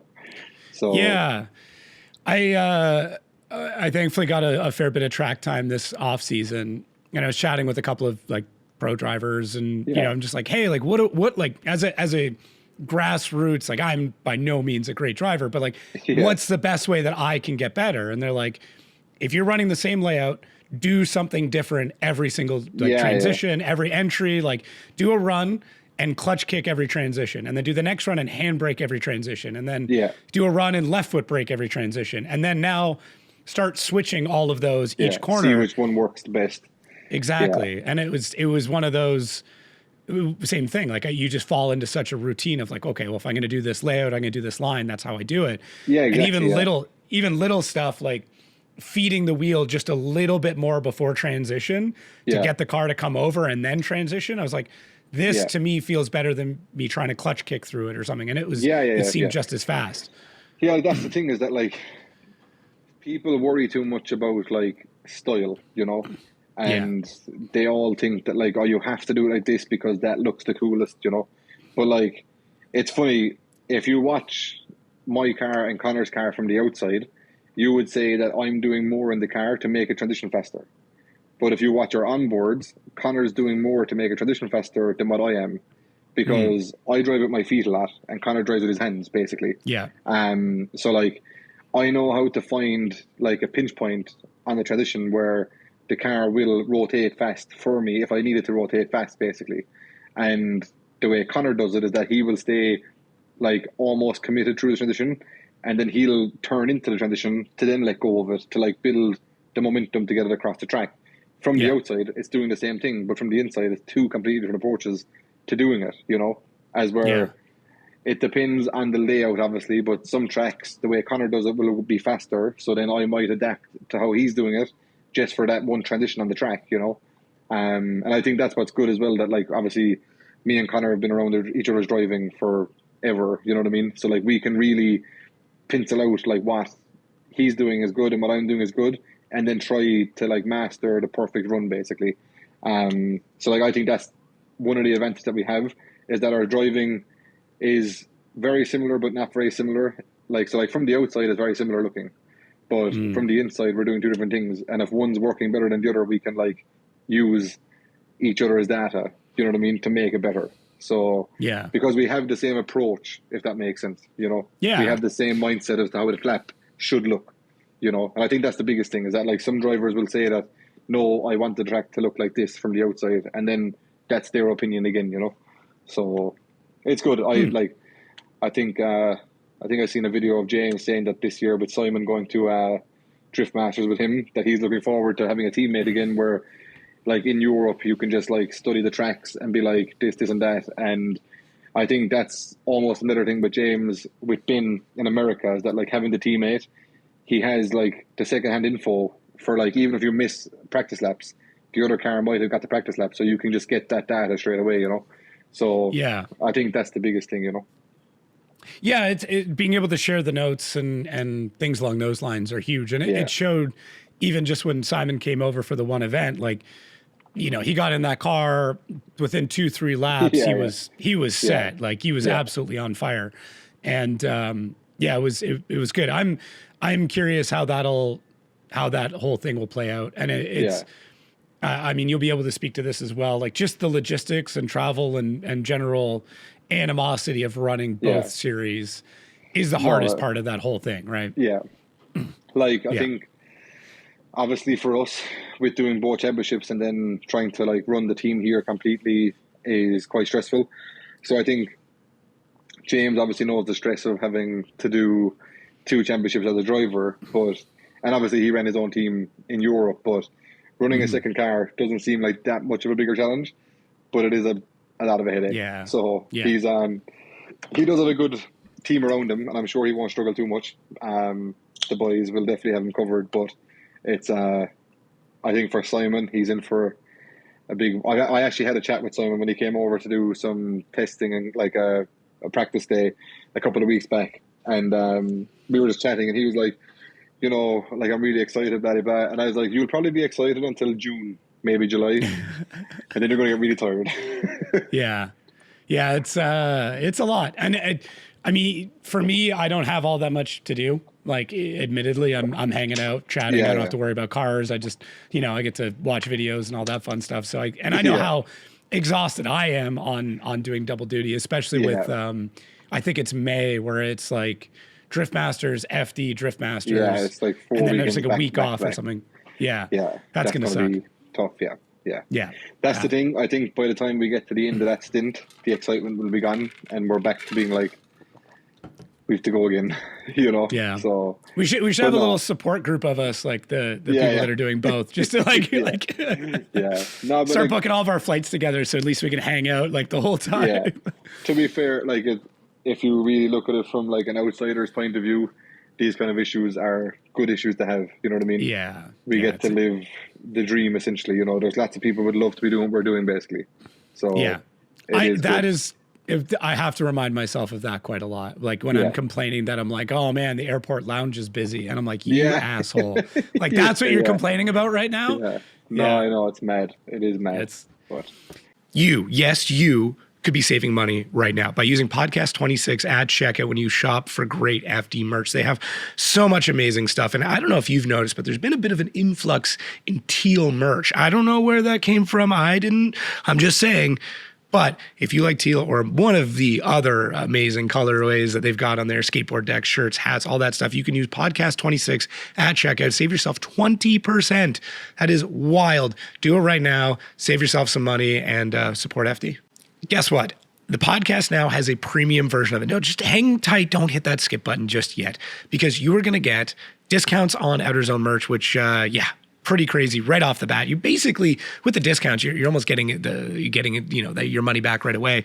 You get to hear about exclusive offers before anybody else does. You get this episode. You would have already listened to this episode. You get episodes a week early. You get extended content. You get entered into draws and cool giveaways and stuff like that already. Maybe you already heard about the Nomatic one. You would have already been entered into that. Now, it is not expensive at all. It is $5 a month or $50 for the year. So you basically get 2 months for free if you sign up for the full year. All of that is available to you with the Outerzone Premium membership. We would love it if you came and joined us over there. And if not, that's okay too. I get it. Times are tough. Maybe you could take, the $5 that you saved on the ticket with the other discount and then move that over to here, the 20% you get off, and move that over here. I don't know. I'm not here to do your finances for you, but if you would join us, that would be greatly appreciated. And if not, thank you for just coming and listening to the show. And you know what? Let's just get back to it. Do you think we're gonna get to a point where we're at the tube frame? Like, I've talked about it a lot, but I'm not too sure. If Kevin Wells is still in charge of rules, probably not. But I personally think that tube frame chassis championship would be one way to have it like that. you could have a lot more manufacturers come on board, basically, you know. Yeah. That'll be, I think, would be the ideal scenario for drifting. But I don't know. There's a lot of die-hard drifters that are like, no, drifting has to be stock chassis, all this kind of stuff, you know. But yeah, I think we just, as I said before, you just run multiple different classes. Like, yeah. You know, I like Pro Spec in a lot of ways. I would almost go dial them back even more in like. I wouldn't even call it Pro Spec. I kind of liked it better when it was called Pro 2 because they are basically pro level cars that are just, you know, whatever. Whereas like Pro Spec or like a full spec series. And even, I don't know if this is happening more and more in Europe, but I'm seeing a lot of like 235 competitions or, I think Reese posted a video, like a story the other day where he's calling people. He's like, I want to do an all season tire series. Like it has to be, it cannot be a competition, you know, tire, you know, run an all season tire where you have to worry about them chunking and delaminating. Like you can't heat cycle them like that and see what happens then. See who's the best driver at that point. Yeah. Like Extreme Tires, the tire company that we use in Drift Masters, they actually have a Type X tire that's like a 600 treadwear tire, and it does like 80 laps of a track. Now it has no grip, but if you do want to just get seat time, that's like the perfect tire. And we have contemplated like trying to run a couple of competitions with that tire just to like really have it as like even a grassroots competition where you only get to use 4 tires for your full weekend. You're not allowed to use anymore, you know. So yeah, I think that'd be cool to see for sure, you know. Yeah, I do like those competitions. I have seen it where the same set of tires you start the comp with is what you have to finish them on. So it's like, cool, bring out a Corvette, like have fun, but you know, hopefully you go out in top 32 because that's all you're gonna have tires for. Yeah, exactly. No, it would be interesting. I do think that like obviously at some point there is going to be a lot of like the green people are going to want drifting that they're going to find us one day. That they're only going to want you to use 10 tires per event and that's it, you know. So I think that eventually the grippy drifting is going to have to stop because obviously right now we only get 2 laps to a set of tires.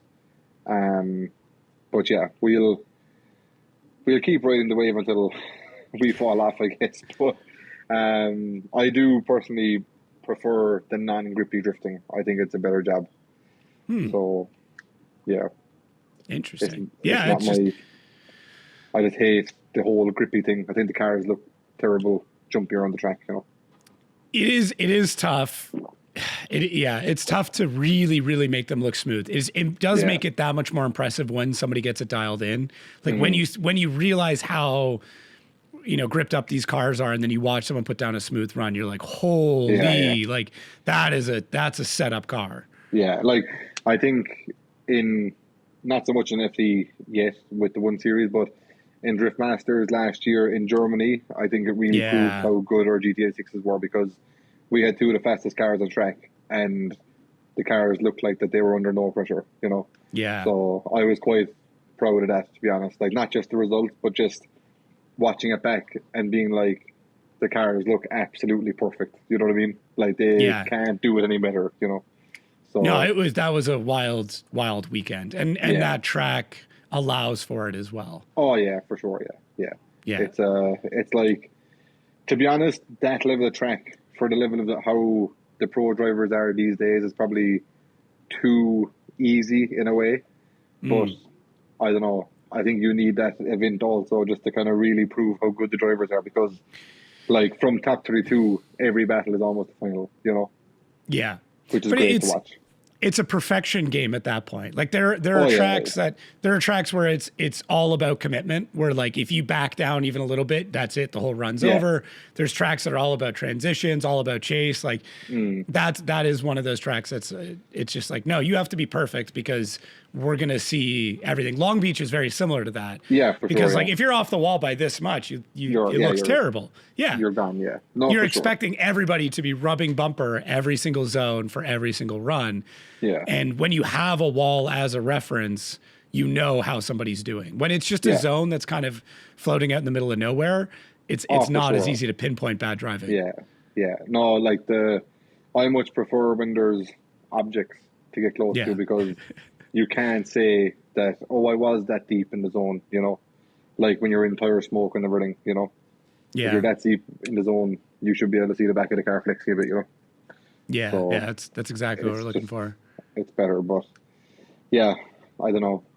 I think another big thing this year that we're going to be kind of trying to figure out is obviously the Wally system for the qualifying. That's going to be interesting. I don't know if I agree 100% with having it as technically just Wally judging you, but well, the judges will be in for style. Yeah, like you're still picking up 20 points, so 80% of your run is done by the Wally system, 20% by the judge. Yeah, but I don't know. Like, obviously, I've used the Wally system for a long time now. I've done maybe 2 full seasons with it. Yeah, I would say. To be honest, like, as you can tell, getting the iPad set up for a podcast was a mission. So I haven't done too much research into the system, to be honest, or like what it does. I get on very well with Mike from Data Labs. He's explained a lot to us. We've had a few beers over talking about how it should be done. And to be honest, I think that his direction is the best way to do it. He said that there's been inputs from other people that it should be like this, it should be like that. But we had a good few chats about how I think to make it fair, basically, you know, because with the Wally system, when you measure the car and the Wally system is on the roof of the car, back to our point about walls and lines, if you have a Mustang and you have a GT86, the back of the car is completely different areas compared to, so like technically, if you were to drift the Mustang's wheel line in a GT86, people would think you're shortcutting the course and would say that you're going faster. You know what I mean? Because you're instantly 2 feet inside where your wheels would be if you were on the line in a GT86. If that makes sense. Yeah. So that's where I think the Wally is going to be not a struggle, because it's going to pick up on that, obviously, but just that's going to be the part where it's going to differentiate some of the points, I think. You know, especially if there's like a wall ride, and then there's the part where you have the line, like on the edge of a track, you know? Yeah. Like at Long Beach 2, some of the wall runs were on the wall, and then some of them were off the wall. So, like, the only way for the Wally to work perfectly next year at Long Beach 2 is to have the wall clipping points all on the edge of the track properly. Yeah. You know? Or else leave the gap and let the Wally see where the back wheels are. So, like, just leave enough room that the Mustang can do a wall tap, but the GT86 can't. Obviously, it's going to be hard to explain to the fans that the Mustang and the GT86 have scored the same points because their rear wheels are in the same place. But then it takes away from some of the excitement of blowing bumpers off and stuff, you know? Yeah, I've always been of the opinion that on the zones where there's a wall, it should be back bumper. I like that. It's easy. I've moved more towards what is the easiest thing for someone who's never watched the sport to understand. Oh, for sure. For me, 100%. Right. There was a long time where I'm like, no, it's got to be like this and that. And I'm like, no, the only way the sport's going to grow is if somebody can just tune in and immediately have a semi-informed opinion as to who's doing well. Yeah. Right. No, that's the easy thing about other racing is like you're watching motocross. You're like, well, that guy's in first, so he's doing well. Exactly. So tough to do with us. Yeah. No, for sure. And like, that's the thing. But then, like, tracks need to be drawn better in the future if that's going to be how it's going to be judged. Because if you have a continuous radius going from the edge of the track to a wall clipping point, and it's a perfect circle, and they want you to stay in a perfect arc from one zone to the next zone, it's impossible to do it if you have to leave the line by 2 feet to clip the bumper off the wall, you know? Right. Like, the lines have to, like, the constant radius has to be inside the wall a little bit so you can run the wall properly. Yeah. You know? And it's super hard to do that unless every car has the same rear, which is not the case. Well, you and know? it depends too on how you're coming into that zone too, right? Yeah. Like if you have a perfect, let's say, 90-degree bend at a constant radius, but your entry on it is almost straight on, that is so difficult to do. Now, if you're Yeah. coming off another 90 and it is a perfect like 90-90 Yeah. S bend, it's a little bit easier to be able to bring the car around into that. Yeah, for sure. Yeah. Yeah. Like, and I think that's where the biggest thing is going to be. Like, that's going to be the only thing that's going to be really hard to figure out, you know? Yeah. Is that, like, trying to draw the perfect line on the wally for that every car can follow it accordingly. Like, do you draw the perfect line in the wally where the wheels are, or do you draw the perfect line as to where the back bumper will be?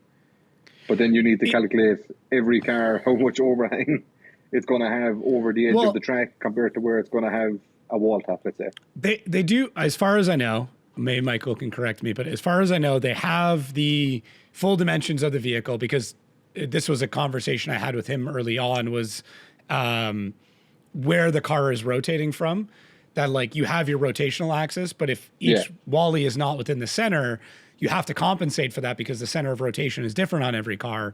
So the way that angle is measured. Anyways, as far as I know, the wheel placement and the bumper placement is all measured on all the vehicles in accordance to where the wally is set up. But I agree. I think it should be proximity to the wall if there is a wall between the back bumper. Yeah. And it should be to the wheel, to the edge of the zone if it's an open, let's say an open zone as opposed to a closed zone. Yeah. No, 100%.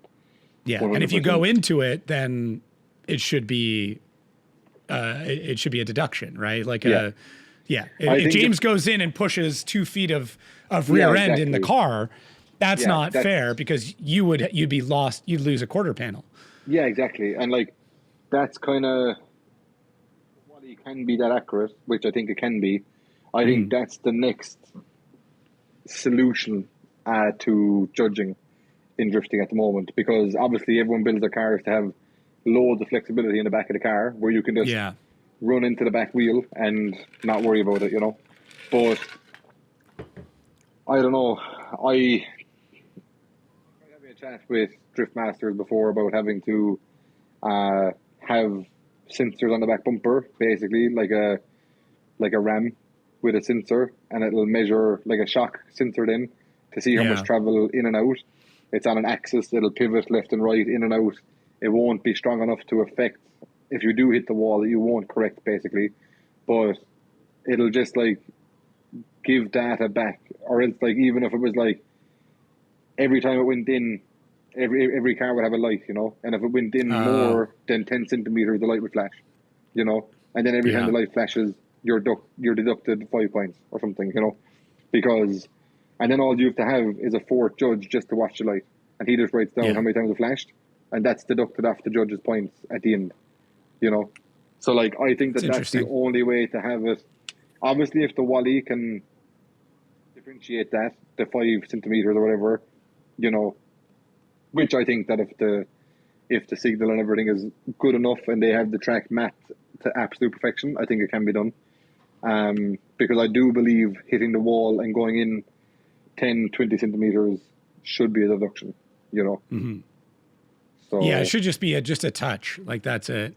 I mean, well, there was a while where guys were running like suspension rear bumpers and things like that, so it would like collapse in and come back. Or I've even seen like, wheels and stuff on the rear bumper, so you could run along it. Unless you were to find a way to standardize what that collapsing point is. Yeah. And then but even still, like, you can kind of drive through it. You can get a pretty good tap on the rear end and drive through it without affecting the angle. Oh, 100%. But then like, if you do that, there's a safety element. If you put something where if it comes in 10 centimeters, it has to hit something solid, you're going to cause a crash, you know? Yeah. And you don't want that to be the case either. And the only other solution is to get everyone to put chassis legs back in their car. You know what I mean? Yeah. And just tell them that their standard structure is where you can hit to only. Like, that's, if I was to ever make this thing, like this kind of rule with this potentiometer thing, it would be to the furthest point back of metal, not to the edge of the bumper. So you'd still have your bumper to squish, like that amount. You know what I mean? Because like when I started drifting, if you knocked your bumper off without damaging your quarter panel, that was a perfect wall run, you know? Yeah. Like, that was perfection. But if you knocked your bumper off while folding in your quarter panel, that was seen as a deduction, because if it was metal, you would have corrected and you would have had to make a wobble, you know? Yeah. So, I don't know. I can just picture guys like doing the opposite of what Laurie Heinonen did and just extending their bumpers way out so every car looks like Jarkko Eula's. Exactly, But, yeah. But then again, like, that can still be done, but if you're in, like, that's going to still look bad to judges' eyes, you know? So, like, they're going to still deduct that, you know? Yeah, it's tough until we go to like a full, you know, unless we go to a full spec chassis, that's kind of like the only way. And it's the best and worst part about drifting is that we have all these different chassis. We have the ability to kind of pick whatever you want. The downside is every rule is going to favor one and cause, you know, but then again, a deficit spec chassis isn't going to fix it too much, because if you have different manufacturers and you have a spec chassis, you're still going to have either overhang or not, depending on what but I mean, shell. NASCAR, it's, you know, it's a Supra versus whatever. Right? Like that is a spec vehicle. No, for sure, but we can't have drift cars that ugly, you know. That's not allowed. That's fair. That is very fair. That can't happen. I think that if drifting ever does go to that like tube chassis thing, that it has to be a bit like WRC, where you can still have different chassis, different cars. The chassis will be the same, but you have different cars, you know, because that's one thing about drifting, that like you're allowed to be unique. You're allowed to have different like flair, you know. Like if one team decides to have a really basic body kit, that's their choice. If another team decides to go with like full wide crazy stuff, then that's their choice also, you know. Yeah, it's needed. I do think it's needed, because it's what the fans attach to. It's a way of, you know, personalizing it, providing your own style and influence on on what you want to look like. Yeah, 100%. Yeah, for sure. Yeah, that would be tough. That would be really tough. I don't know. We'll figure out drifting one day.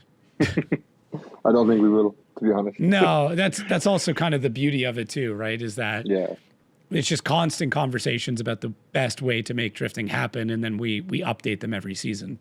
Yeah, exactly. We're like, oh no, we got to do this, and we got to go that way. Like it's and obviously, like I have my opinion, you have yours. You know what I mean? And it's like lots of people get lost in that kind of stuff then as well. You know, that they're trying to figure out the perfect drift scenario, and you're like, you know, what really is that? You know. Yeah. I think what I think is important in all that though is like actually listening to other people when they tell you about that opinion. Because I've been really rigid in things, and then someone came up with a really good point and I'm like, shit, I was wrong. Like, no, that is a significantly better idea than what I had. No, 100%. Like, you can't think that you have the perfect solution, you know, because like it might take half of my idea, half of yours, and half of everyone else's, you know. Yeah. So, or you find out that your idea has been tried and it was tried, you know, 7 or 8 years ago, and it went really bad. Yeah, exactly. Yeah. It's great in theory, terrible in practice. Yeah. No, exactly. Like everything sounds good, but it's hard to know if it's good until you try it, you know. Yeah. So any other, I guess, like big changes for you for this season? You know, it's a new car, but not really a new car. Bringing the lads. I'm assuming you're flying guys over for each round? Yeah, one guy for every round, okay. And then I haven't figured out like my runner for the season yet, so that's the next job. But I have Long Beach sorted because Lloyd and Dara will be coming with me. So there'll be 2 people at Long Beach, and then from the Atlanta on, it'll just be Dara as like the crew chief. And then I'm not too sure what to do. It depends on the price of everything, because obviously transatlantic flights are quite expensive, so it depends which way we can do stuff, you know. But if we can find someone in the States to come and give us a hand, that'll be the best option. So yeah, I know of a couple people. I can shoot you some like experienced people as well that have been on programs that are looking for some work right now. So yeah, like to be honest, it's not even about having experience. It's just about having the same passion as what we have, you know. I don't want, and like to be honest, I don't have the budget to be paying somebody like some of the prices I hear of mechanics getting paid in the paddock of FD. It's scandalous. It's a joke, to be honest. And I can safely say I will never pay someone that much money for an FT weekend. Simple as that. Like, and I'm not being rude. I'm not saying that I want all the money, but like, if you have, like, I don't think I would ever have that much spare budget to spend that much on mechanics at a team, on a team, you know. Yeah. And I'm not too sure if that's because I build cars and I understand what it takes to run cars at a weekend because I've done it and like I still do it, you know. Like I still run cars in the Irish Drift Championship, you know. Like I still go and do the mechanicking and do the setups and do everything, you know. And I don't know, it just blows my mind sometimes when I hear how much people are getting paid. But there's a few they can make it work, and you know, fair play. But I'm not hiring you. So. There is a few numbers I've heard of mechanics getting what is a solid week's wages for a couple of days worth of work. Yeah, like obviously, like a drift weekend is very demanding. You know, yes. Like if you have, especially with the way on a pro spec weekend, you've got that break in the middle, and if you have an issue on the first day, and you've just been 14, 15 hours working on a car, you know, on the Friday before the Saturday main event, you know, that's obviously not great. But, like, you're not going to have that issue every round, you know? And, I don't know, I think when you're part of a drift team, you just have to have the passion. You have to have the passion the same as what everyone else on the team has, you know, and just want to be there because they want to see what they're involved with as successful, you know? Yeah. Yeah, I know what you mean. It's needed. Like if you're just there for a paycheck, you're not going to put in the same effort as somebody who truly loves being there. And it's not saying that like you should do it all for free, but like no. Like everyone, like everyone's time deserves to be paid for, like 100%. But I'm just some of the numbers you hear are like, you know, you'd nearly not want to believe it, you know. Yeah, and there's the opposite too of people who are not getting paid at all, and you know, for sure. But that's the thing is that like if like some like. Me personally, I don't make basically any money from drifting. I just about get it covered, and that's me done, you know? So, like, obviously, when you have that kind of scenario, you can't afford to pay people loads of money, you know? And I feel like that if you have drifting as your full-time job and you're making a good living from it, then obviously, if you can afford to pay the people around you correctly and properly, fair play, you know? Like, that's good. Like, it's a good business model for sure, you know? Yeah. But it just, there's different levels to this, you know. Yeah. It's as simple as that. I agree. So, I agree. And it's not, I don't think it's result-based different levels. It's just different levels of how people can market stuff. And it's very impressive how some drivers can do it. And I take my hat off to them because I'm not very good at it, but they are very good at it. So you got the driving and the mechanical side down, that's for sure. Yeah. I can talk and I can put a bit of a video together, which is not too bad, but just when it comes to the everyday stuff, I'm not very good at it, but we'll get better. I mean, I think that's what's interesting is the trade-off between you and your brother. Your brother is definitely more on the marketing side of things. Yeah, for sure. Not that he's not a good wrench, but like you are more known for building cars than your brother Connor is. can do it, he just chooses not to. So this is true. This is true. So he grew up in the same like, you know, environment. So he's not stupid. He's not stupid. Yeah. He just likes to chooses not to sometimes, you know. But no, it's good. Yeah. Seeing you two interact is amazing. It's some of my favorite times is just you two bickering back and forth. And I'm like, this is incredible. You would have enjoyed the 40 minutes before the podcast trying to figure out the laptop podcast link. That was entertaining. So, I can only imagine. Yeah. I can only imagine. Yeah, he's actually just left the house to go to do a rally this weekend. So. Oh, nice. Yeah, that's why he was in a panic. He was trying to get out the door, and I was like, "No, you have to fix this for me." It's the opposite. It's the opposite of what normally happens. Yeah. Exactly. Yeah. So, I don't want to like make the episode about him, but has he got things sorted for the season, or is he still in the wind? Yeah. I don't know whether we can leave it. I don't know. Like, I don't know. You know what? I don't really care. He is doing FT this year. Okay. We can cut this need be. Yeah, I'm not going to tell you what he's doing or how he's doing it. I am excited to see how he gets on with this path he's taking, basically. He's definitely going back to a more like humble. Yeah, like a path that will definitely choose him better than what he done last year. Because last year he put himself under a lot of pressure and realised that he didn't have his big brother or Corey to help him, and he struggled.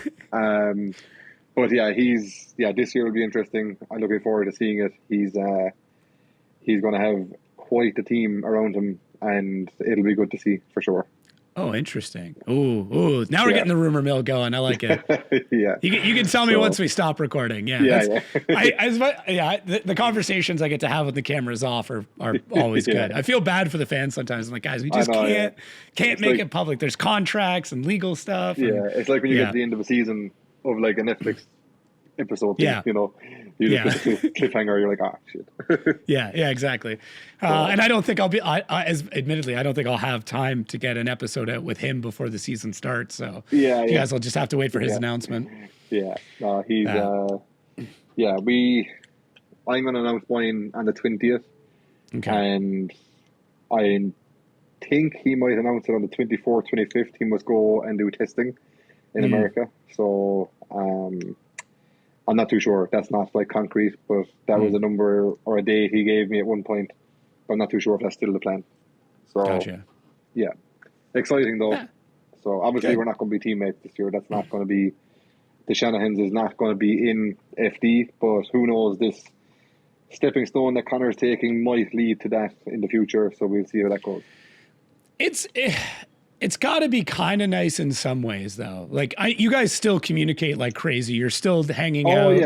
Your pits are always happen to be like 2 or 3 spots from each other. Yeah, no, like we're obviously like still very close at the events, and like I still do my best to give him as much advice as I can with like set up a car and all that kind of stuff.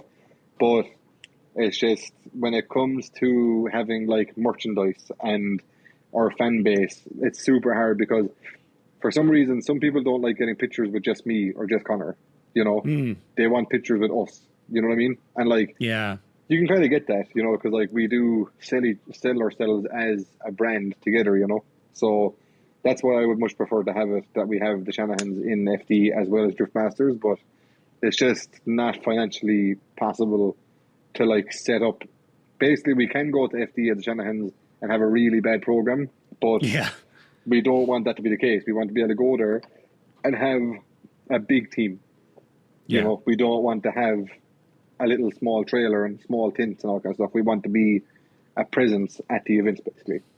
Yeah, that's fair. And as you said, stepping stones, getting it sorted, proving yourself in America, hopefully pick up the partners, get everything dialed, and then you can be like, okay, cool, now we can do this. Exactly. And I think the expectation is so high for you guys, like in the eyes of drifting too, where there's a little bit of a scapegoat by being separate, because you're like, there's always that asterisk, right? Where you're like, but it's not their team. So if something goes wrong, it's like, but it's not the 86s. It's not, it's not right hand drive. It's not this, it's not that. But when the day comes where it is right-hand drive, 2J, 86s, both of you together, same tent, mom making coffee and sandwiches.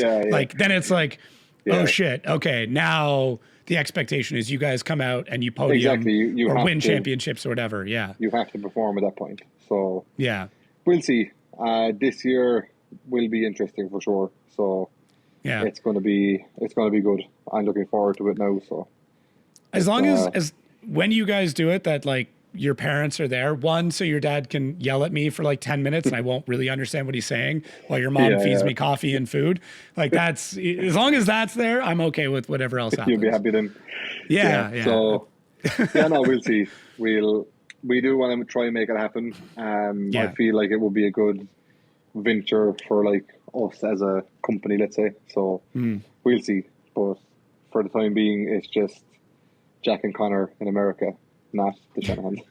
It's a good way of differentiating it. Yeah. How was your time in Oman? I mean, you picked an interesting time to get out of there. Thankfully, that timing worked out well.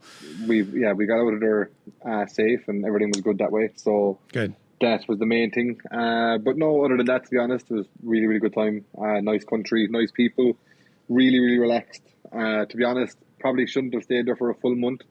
I missed out on a lot of work, but at the same time, it was nice to have a bit of a reset in the sunshine. It actually didn't stop raining for one day. Like, I think the first dry day of 2026 in Ireland was only like last week. Yeah. So I'm glad that we missed the rain for the full month. But yeah, other than that, it was nice. It was good to be back in an S-body. Kind of nice to drive an S-body and not be like, I wish I had one of these still, which was good. Yeah. Obviously not just because of that car or anything, but it was just the fact that, like, I was always kind of telling myself in the back of my head, being like, I wonder how much easier it would be if I had an S15 or if I had an S13, you know? And to be honest, with how good our GT86s are now, I think that they're even better than a Silvia. So I was happy to confirm that with my own driving. But yeah, like, other than that, it was cool. Nice experience to drive that car. And yeah, we obviously had a good result also, finishing P2 in championship by 1 point. Was a bit annoying, but it is what it is. Happens. But yeah, it was good. It was nice. It's nice. I liked how the events ran. Like, all the tracks were at the one area. So, like, you basically set up your paddock at the start of the month, and at the end of the month you shut down. So it was very handy. Oh, okay. Yeah. So there was no issues with, like, moving around the cars or trailers or anything like that. It was just a matter of out of the container, park the car, put the car in the container between the events, and leave your tint up and everything. It was really, really good. Oh, that's pretty cool. I didn't realize that. Yeah. It was good to nice. watch. It was like, I mean, the competition was solid. Oh, yeah. Like, the driving there this year was definitely the best it's been, I think. Like, not just saying it that we were there or whatever, but, like, even all of the locals and everything were, like, so much better than what they have been before. So they're definitely they're definitely working hard, and, like, they want it as bad as we do, you know. Yeah, I think we've glossed over the Middle East as like a top tier drifting area for a lot of years, but I don't think you can anymore. Like, after watching that, I'm like, man, there's like 4 or 5 dudes there that could. I mean, a couple of them are really making the jump over. Really, really good. And it's going to be wild. No, it is. It's fucking. Sorry, it's. It is very interesting, to be fair. Like, they're really, really good, and, like, they have the want, you know, and I think that's the biggest thing, is that they know that they want to be in Drift Masters or FD, you know.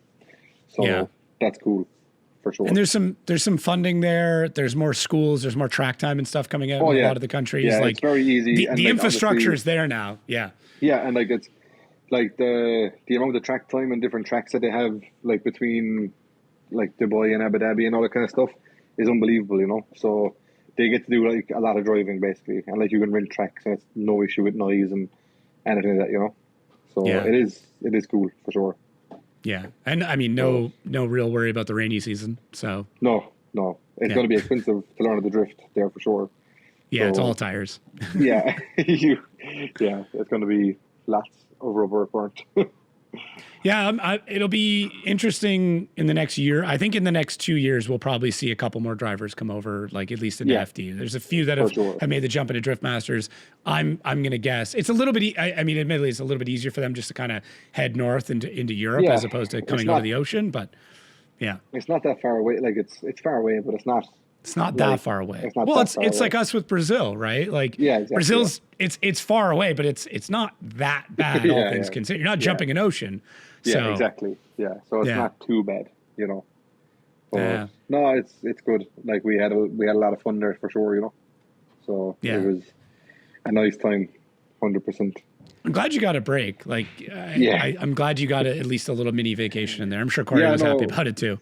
Yeah, we did. We got to relax, and it was kind of just nice to just, you know, there wasn't too much stress over there. Like, we did spend quite a lot of time working on the car and trying to make it as best we could, because Alan Hines is going driving that car for Drift Masters. So I kind of wanted to, to be honest, I probably wouldn't have done that much work to it if it was going back to nobody, basically. But knowing that Alan was going driving it and that the car won't be back in time for him to test, probably, I was like, it's kind of not coming back because of me, so I better try to get as much data as I can for him so he can make it what it needs to be for round 1, basically, you know. So yeah, the rebound and like how soft the setup was in the beginning was insane. Like Yeah, you were touching the brakes and it would just nosedive. Like the splitter was catching the ground. It was wild. It was very annoying. Like I'm not too sure as to what that issue was, because like even James was confused. Like I was talking back and forth and being like, "This needs to be like, what's wrong?" And he was like, "I don't know." So we kind of came to the conclusion that maybe the coilovers are just gone super old now since the car was built, that they just might not be working or they need to be working. So I think the valve was blown. I think something like that, yeah. So because it was very uncharacteristic for what the car was doing compared to how it should have been performing, basically. Yeah. But you got to figure it out. I mean, it took a little bit, but you could. Yeah, no. By the last, like if we had the setup that we had at the last round from round one, I feel like it would have been a different outcome, like 100%. I do think that we would have won the championship if I had the car that dialed from the get-go. But hindsight is a great thing, you know. Mm-hmm. If I came out without balls, I'd been a girl, you know. So. Oh yeah, the Max Verstappen quote. So like, it's it's a good. It's nice to look back at it and know that the potential was there, which is the main thing, and that's a good confidence boost for this kind of challenging season I have ahead of myself for FD. So, do you think you'll be doing any other? I mean, there's no time during the main part of the season to do more competition, realistically. Yeah, there is a few events that I've been invited to, but I don't know if it's going to be possible to go to them. To be honest, it's a little bit too much stress for not a lot of reward, and I'm like, is it worth being that tired for it? I'm not too sure, but we'll see. You can sleep on planes. You'll be all right. Yeah, I do sleep on planes pretty okay, to be fair. So that's good. We'll see. You snuggle up to the window and pass out. Yeah, some bit. Yeah, it is not the most comfortable thing in the world, but we make do. You get used to it. Yeah, exactly. Yeah, you definitely get used to it. You had alluded. Well, actually, I alluded. Because Corey alluded, so we can blame it on her, that you got a phone call a couple of days ago that kind of like changed the season. Are you able to say what that was about? Yeah, so basically, like you've seen last year that the car had no title sponsor. Yeah. And this year I will have a title sponsor. So Pulsar Turbos have came on board as my title sponsor for FD 2026, which is absolutely fantastic. Which is a very good help towards our program, not just with their parts being super good. It's what we use in our Drift Masters cars now also, and like they're really, really good, and like how reliable and how they perform is unbelievable. And that's what I was saying towards the start of the episode, that's going to be the biggest thing on the engine that's going to make a big difference, I think, is running their turbos. So that is going to be that's what I'm excited for, because I know how good that turbo sounds on the GT86 here. Yeah. So that's why I'm like interested to see how it's going to sound on the S54. They're very whistly. Like they're very turbo-y sounding turbos. Is the only way I can put it. Chirpy. Yeah. Like, you know, it sounds, it almost sounds old school, you know, which is great. I love that. So that's kind of the plan, is to have that kind of noise, you know, have it that it has the pitch and also like the intake noise also, you know, like that's kind of, noise is important. It has to sound good, you know, so if it doesn't sound good, I'll be very pissed off. You'll find a way. You'll find a way. But yeah, that was the good news. And yeah, I'll also be working with Kumo Tire again this year, which is great. Oh, nice. Yeah, so obviously last year, being their first podium and first win in the championship was very good. And I personally think that there is like massive potential with the tire. And I don't think I even got it to get to its full potential last year. So I'm looking forward to dialing the car a bit better, where I can have the tire working even more. Because last year we were struggling with a bit of a weird issue all season. So I have a solution in my head. It's up to Odie at field to try make the solution happen. So I've had a chat with Odie about how we're going to try make the issue better and basically have more control of the chassis, and then let the tire do some more work, basically. So looking forward to that also, trying to develop that a bit better. I do feel like that at most events last year we had one of the fastest cars. To be fair, like even in practice we were fairly dialed at every event, like speed wise. So, and I know there's more in it. Basically, once I can, well, if I can get what's in my head across the OD, we'll make it work better for sure. But my issue is that I've never studied coilovers or shocks or anything, so I'm just telling OD that I needed to feel like this, and it's up to him to try to do the maths. So we'll see how that goes. But I mean, he's an absolute genius with that stuff, and I for sure. I know he can. As mind the pun, he can speak and feel. Like he can. If you're like, this is how I want the car to feel, he's like, oh, I can make that happen.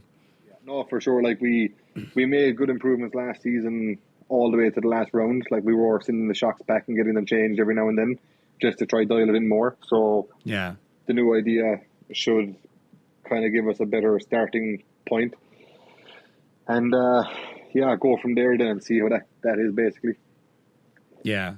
Oh, that'll be good. You were one of the biggest advocates for that Kumo tire. We talked about it a lot, and you're like everybody's sleeping on this thing. These things are incredible. Oh, 100%. They're really, really good.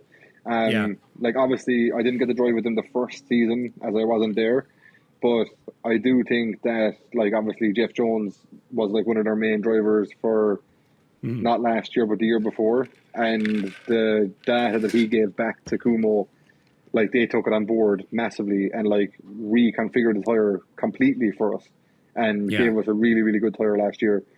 They were planning on taking on board what I had to give as input last year, but unfortunately in the middle of the season last year, the Kumo tire factory actually burnt down in Korea, and that was a big issue.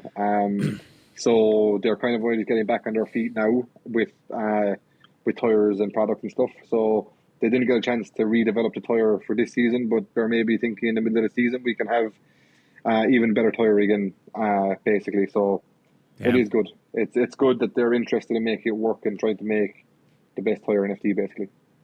Yeah, I think there's a space for it. I really do. I think there's things that the other tire brands do really well, but especially with the pattern that's on that tire, like the way that the tread pattern is built, it's really interesting. Yeah, no, it's like I was pleasantly surprised when I first drove the tire, for sure. You know, when I first drove the 1 Series, it was on a different tire that's illegal in FD, and I was expecting a drastic difference from that tire to the Kumo, and there actually wasn't at all. And I was like, this is fairly impressive, you know. So I do know that we definitely have one of the best tires, like 100%. And I have no doubt that if I can perform, the tire will definitely perform with me and make it happen, you know. Yeah. No, so it's a good combo. Yeah, no, there's a lot of things that I'm willing to try and make right, you know, and see how it goes. I have ideas for how to make the car steer just a little bit nicer also and stuff. So gotta try with that in the practice before Long Beach and see how that is. But we'll see how I'm it excited. goes. Yeah, I'm excited. I'm gonna try and I think I fly in on the Wednesday morning, so I should be there for potentially your inspection because I'm guessing you'll be probably one of the last people to get their car inspected. No offense. It'll be tight. I have inspection Monday evening before media day. Oh wow. Oh right, yeah, you're doing media day. So, got it. Hopefully, I'll have laps done before you get to Long Beach. Oh, perfect. All right. Well, I will. I'm excited to see. Yeah, there is a chance that I might not make media day, but I've given my deadline as media day because at least if I do get it done by then, we have the Tuesday of media day, we have Wednesday, Thursday to like go through the car again, make sure that everything that we've done is perfect before official practice. Obviously media day is not a practice day, it's just a couple of laps. So, but it would be nice to have that as my shakedown, let's say, you know. Yeah. Because that's I don't think I'll make a test day before media day. You know what I mean? So, we'll see. And that's when I've booked in with Kevin. It's for Monday evening. But we might have to reschedule with Kevin. So hopefully not. Hopefully not. We'll see how that goes. I'm super excited for it. I'm very excited to see the video series that comes out of this. It'll be chaos. There'll be a lot of stress. Let me know if you don't have a videographer for that, because I might have somebody that would be happy to help. So let me make some calls, because I think that's something where you're going to need someone there to document it. You're going to be so busy with everything else. If I did have Okay. someone to do it, it'd be unbelievable, you know, because I'll probably have to do quite a lot of running and racing, so I might not even be there for all of the work that's being done, because Dara will probably be flat out doing stuff while I'm off getting parts and stuff, you know. Yeah. So Yeah, let me text a couple people and see what I can work at. I've got 2 guys in mind that are close by, so like you wouldn't even have to cover it. It's just like, hey, show up at the shop and no, cover that'd be some great. stuff. So yeah. I just want that to look really good, because no, it's not very often that we get to see something like that. So. No, I think it's probably the first person in history of FD to leave 14 days to build a car, basically, before Rome won the season. So, yeah. Perfect. Yeah. But look, they're the first for everything. It might be a first and a last. I don't think anyone else will want to do it, but I don't think so. I think there's not a lot of benefits to it. That's for sure. You know, there could be a carbon trophy. That'll be a good benefit. So talk about a story though. Like if you know, I'm just saying, story wise, it's definitely up there. Yeah, no, 100%. So yeah, we'll see. I've wrote the book now. I just need to put the movie together, you know.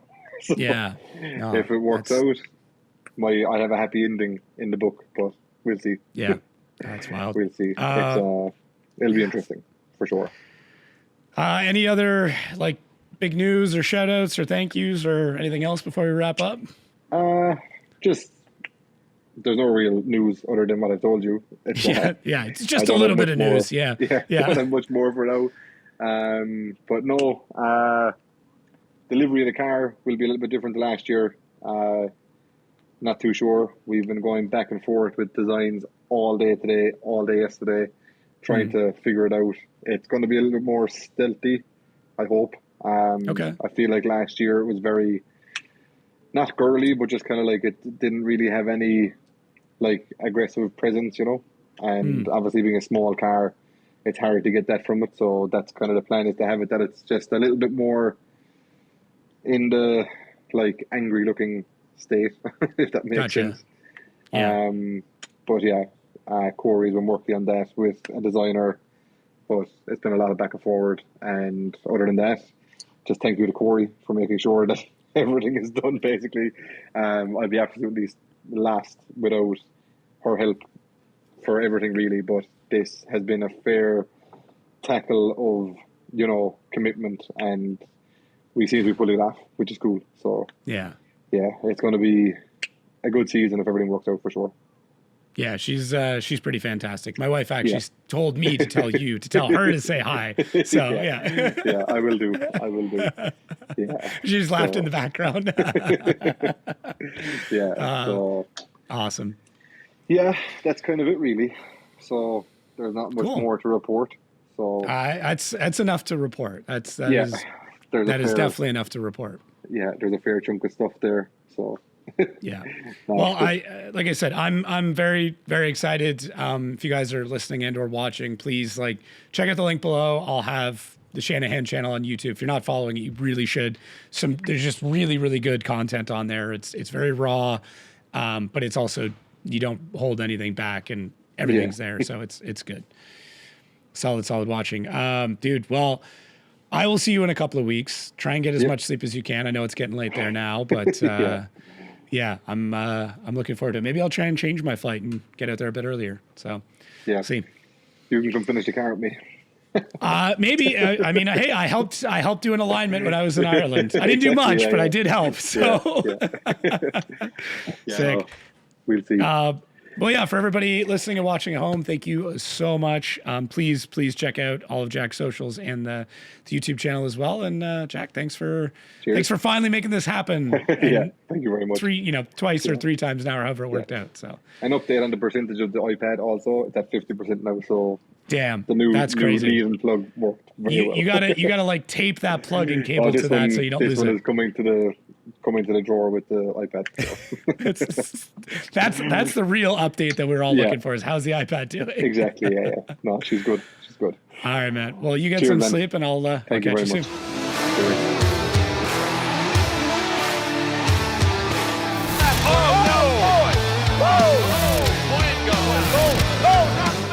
That story is complex, and it involves, you know, things like local governments. And thankfully we were successful in this, is that, you know, we started talking to drift masters. Can we remake the facility in some way? Just don't get me in trouble. We will be introducing a fourth party to the talent roster. I mean, listen, I can always edit it out. I can just tell Kyle, hey, you know, cut the name right now. But that your intuitions think are true are bullshit. I don't know if that means Tio's now my boss or how this works, but either way, I'm excited. I'm really, really excited. If Osbo wanted to tag team or whatever, and he like could come into the genre that I play a little bit more, that would be great. I would do that for SEMA or something like that.